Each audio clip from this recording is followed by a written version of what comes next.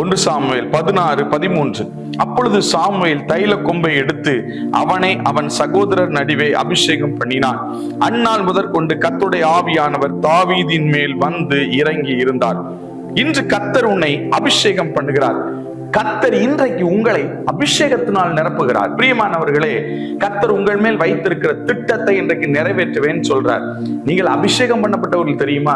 அநேக நேரங்கள்ல தாவீது மாதிரி ஆடு மேய்ச்சிக்கிட்டு இருக்கோம், நமக்கு ஒரு வாய்ப்பும் கிடையாது, நம்ம தேவ திட்டத்திலே இல்ல, ஆண்டவருக்கு எனக்கு சம்பந்தமே கிடையாது, தேவன் என்னை தெரிந்து கொண்டாரான்னு எனக்கு சந்தேகமாவே இருக்கு அப்படின்னு நீங்க நிறைய டைம் யோசிச்சுட்டு இருக்கீங்களா? இன்னைக்கு இயேசு உங்களை பார்த்து சொல்றாரு, நீ என்னால் தெரிந்து கொள்ளப்பட்ட மகள், நீ என்னால் தெரிந்து கொள்ளப்பட்ட மகன், நீ அபிஷேகம் பண்ணப்பட்ட மகள், நீ அபிஷேகம் பண்ணப்பட்ட மகன். உன் மேல இருக்கிற அபிஷேகம் செயல்படும், நாளானது அதை விளங்க பண்ணுன்னு இயேசுப்பா சொல்றார்.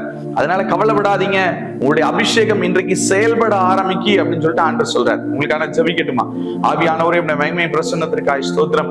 இன்றைக்கு ஆண்டவரே, அபிஷேகம் பண்ணப்பட்ட தாவீதுகளை கர்த்தர் எழுப்பி இருக்கிறீர். ஆண்டவரே ஸ்தோத்திரம். அபிஷேகம் பண்ணப்பட்ட எஸ்தர்களை கர்த்தர் எழுப்பி இருக்கிறீர்.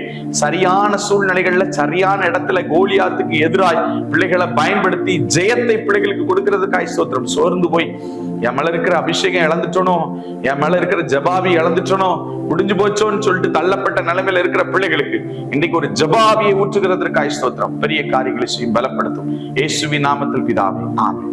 God bless you. கர்த்தர் உங்களை ஆசீர்வதிப்பார். புதிய அபிஷேகத்தின் தைல கொம்பின் மகிமை உங்க மேல இன்னைக்கு ஊற்றப்படுதுன்னு இயேசுப்பா சொல்றார்.